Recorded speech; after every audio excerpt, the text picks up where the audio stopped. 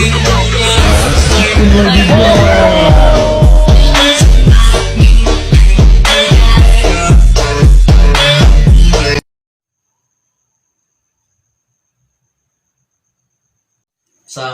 warahmatullahi wabarakatuh.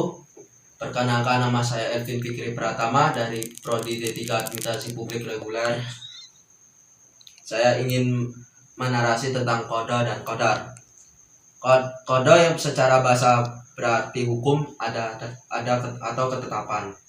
Jadi qada atau hukum atau ketetapan yang telah ditentukan oleh Allah sebelum manusia lahir, sehingga qada tidak dapat berubah karena sudah ditentukan. Qadar secara berarti peraturan.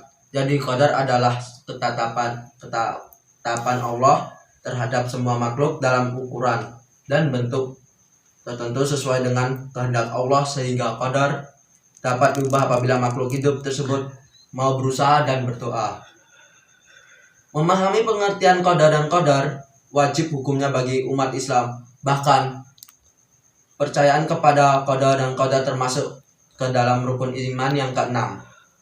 Dalam Al-Quran, perintah beriman kepada qada dan qadar terdapat pada surat Al-Qamar ayat 49 yang artinya, sesungguhnya kami menciptakan segala sesuatu terbentuk ukuran. Selain itu, terdapat juga surat Al-Ahzab ayat 36 yang artinya, dan tidaklah pantas bagi laki-laki yang mukmin dan perempuan yang mukmin apabila Allah dan Rasul-Nya telah menetapkan sesuatu ketetapan, akan ada pilihan yang lain bagi mereka tentang urusan mereka. Dan barang siapa mendurhakai Allah dan Rasul-Nya, maka sesungguhnya dia telah tersesat dengan kesesatan yang nyata. Qada dan qadar disebut memiliki arti yang sama, padahal keduanya berbeda. Hal tersebut dikarenakan bentuk kata dan pelafasan yang mirip antara keduanya. Secara bahasa, qada memiliki arti ketentuan, sedangkan istilah qada berarti ketentuan Allah Subhanahu wa Ta'ala yang bersifat umum dan azali serta berlaku terhadap semua makhluk. Terkait dengan qadar, sebelum bahasa artinya ketetapan atau ukuran. Secara istilah qadar berarti perwujudan dan ketentuan hukum Allah serta berlakunya terhadap semua makhluk yang diciptakan jika secara terpenuhi. Qadar memiliki sifat yang lebih spesifik ketimbang qada. Maksudnya terjadinya qadar dapat didasari pada ikhtiar dan berdoa seseorang. Qadar semua artinya dengan takdir.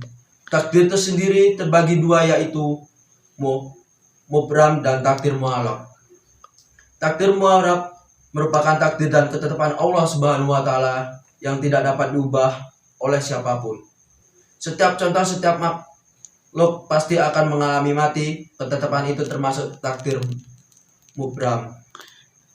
Takdir mu'allaq adalah takdir yang masih bisa diubah melalui usaha atau ikhtiar manusia itu sendiri. Contoh takdir mu'allaq yaitu seseorang yang dilahirkan dari keluarga yang kurang mampu, namun dia ingin menjadi kaya dengan menggenggam pendidikan yang tinggi. Menyadari semua itu, orang berusaha keras untuk mengejar cita-citanya, dan akhirnya ia dapat melanjutkan pendidikan yang perguruan tinggi. Cita-citanya telah tercapai dan akhirnya ia dapat hidup dengan layak. Pengutipan dari sumber yang sama, iman kepada qada dan qadar akan mendatang manfaat atau hikmah.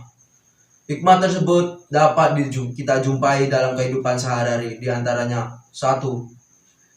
Dapat mengingatkan iman kepada Allah Subhanahu wa Ta'ala dan takwa kepada Allah Subhanahu wa Ta'ala dengan beriman kepada qada dan qadar. Mari kita keimanan dan ketakwaan kita akan meningkat. Yang kedua, mendidik diri untuk bersyukur, bersabar dan bertawakal. saat Allah Subhanahu wa taala memberikan kita kenikmatan, maka kita harus bersyukur karena itu merupakan takdir Tuhan yang berupa kebahagiaan. Yang ketiga, menjauhkan diri dari sifat sombong atau putus asa serta memberikan ketenangan batin. Ketika kita memahami tentang qada dan qadar, maka kita tidak akan sombong apabila memperoleh keberhasilan. Yang keempat, menumbuhkan sikap optimis dan kerja keras. Yang kelima, memotivasi makhluk untuk semakin kreatif dalam rangka-rangka hukum ataupun hukum alam. Sekian dari saya. Wassalamualaikum warahmatullahi wabarakatuh.